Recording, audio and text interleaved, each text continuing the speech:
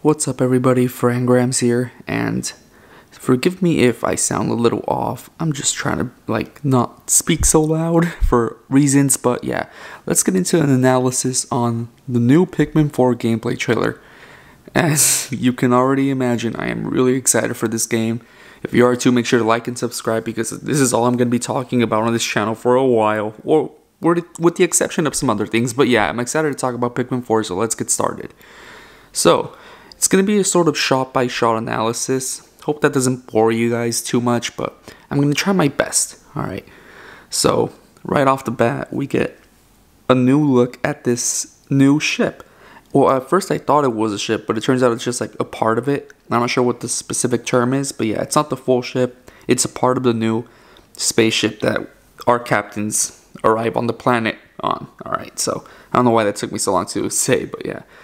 Now let's go on to the next interesting shot, which is the baby Snaggarts or Snargrits. Correct me in the comments if I said that wrong. So this is really exciting because it shows that there's a possibility for baby versions of other bosses or other Pikmin enemies. I wonder what else could make a cute baby version. Maybe a baby water wraith. I'm just kidding. That would scare the living daylights out of anyone. So yeah, these baby Snaggarts are really exciting. Let's hope that there's more baby versions of other enemies.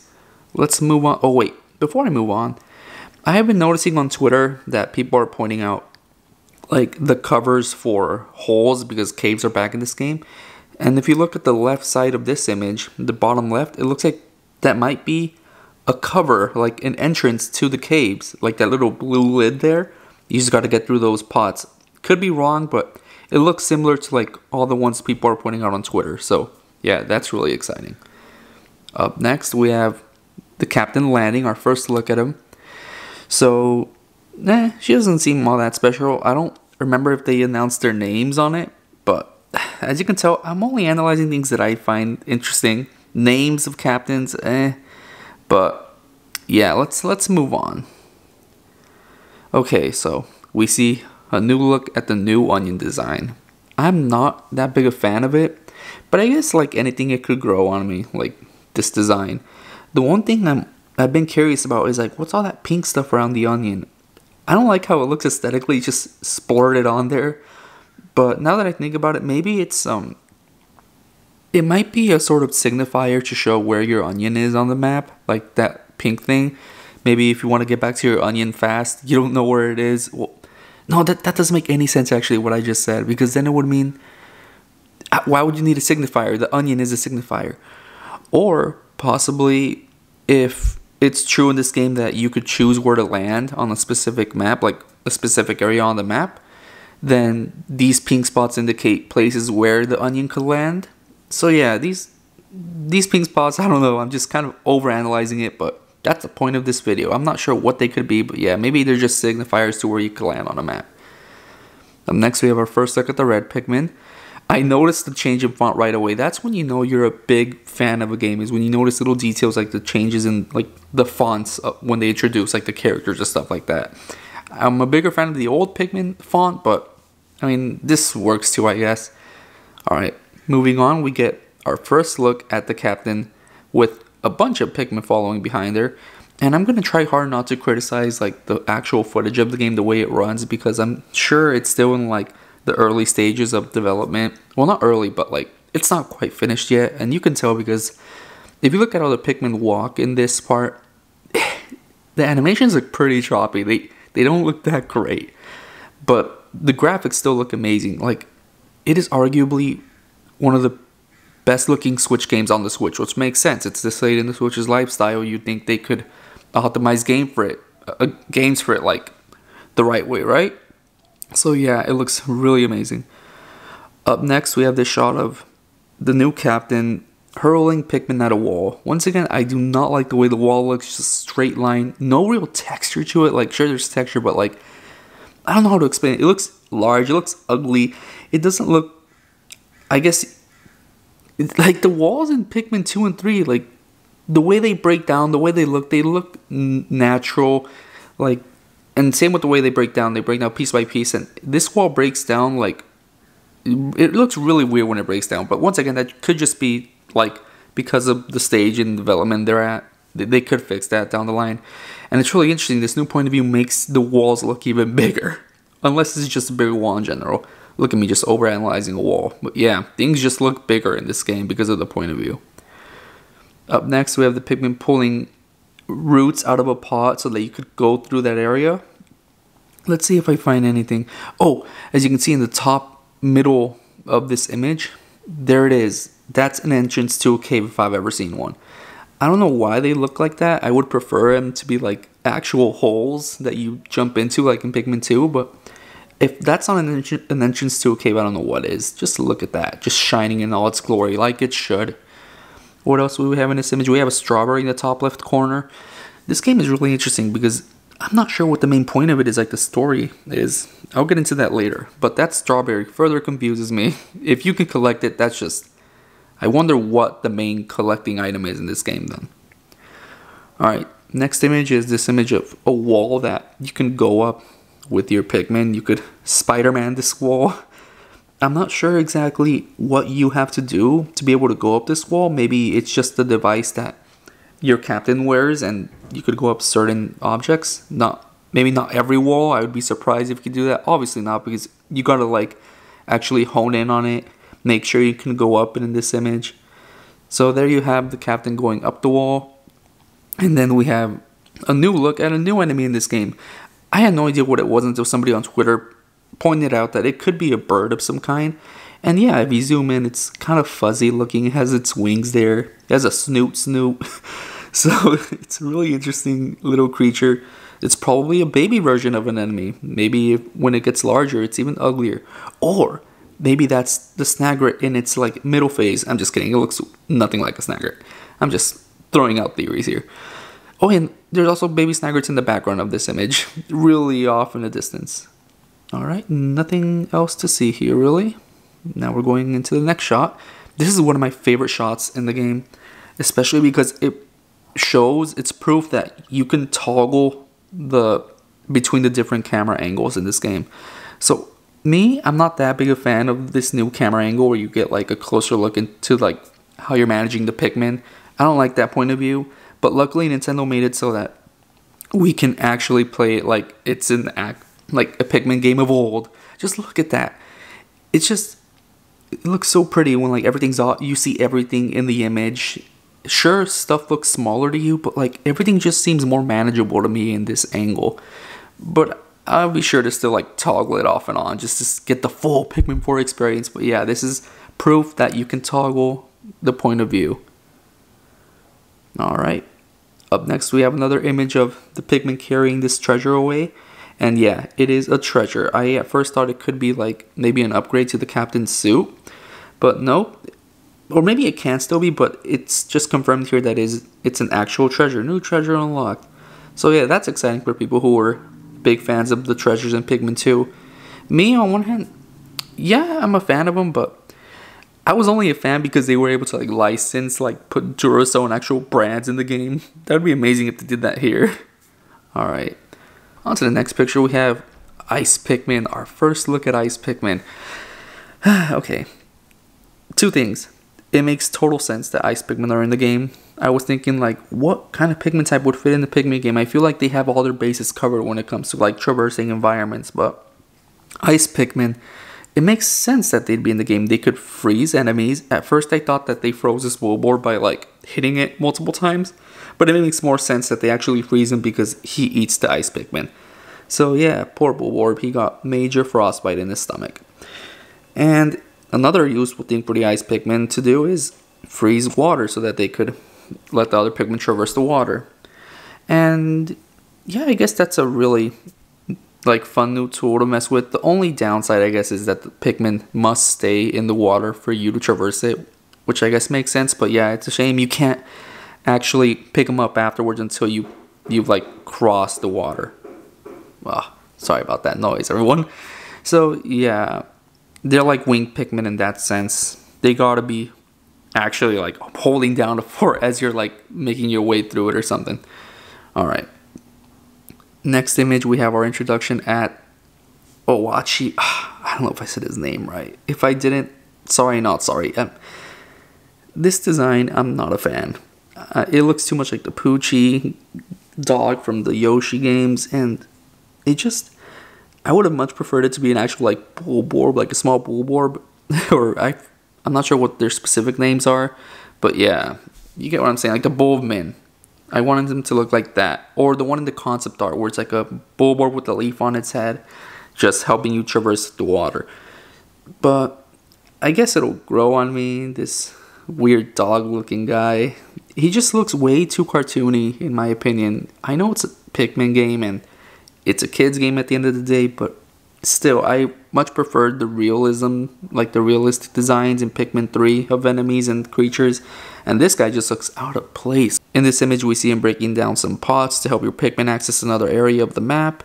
We see the Joustmites in the background making their return, official Joustmites returning, and further off in the background, we see the walls that yellow Pikmin must be used to break down.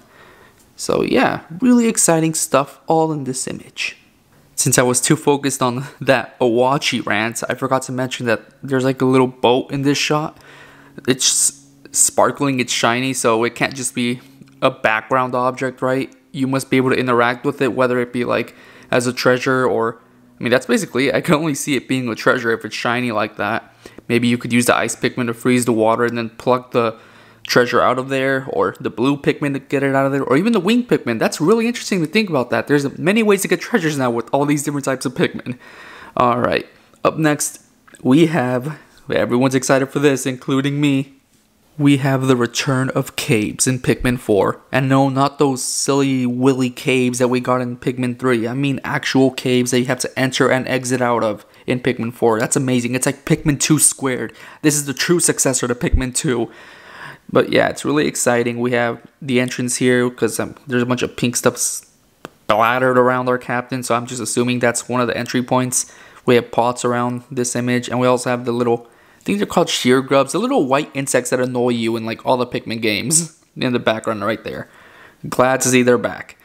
Alright, so in the next shot we have a Castaway, which leads me into a possible plot line I think this game could follow. Maybe we're also like rescuing castaways, and I don't know how to put it, but I don't think these guys that we're finding, these castaways, are like named captains or anything. I think they're just that. They're just castaways that we were in charge of transporting, and you'll see where I get that transporting idea from.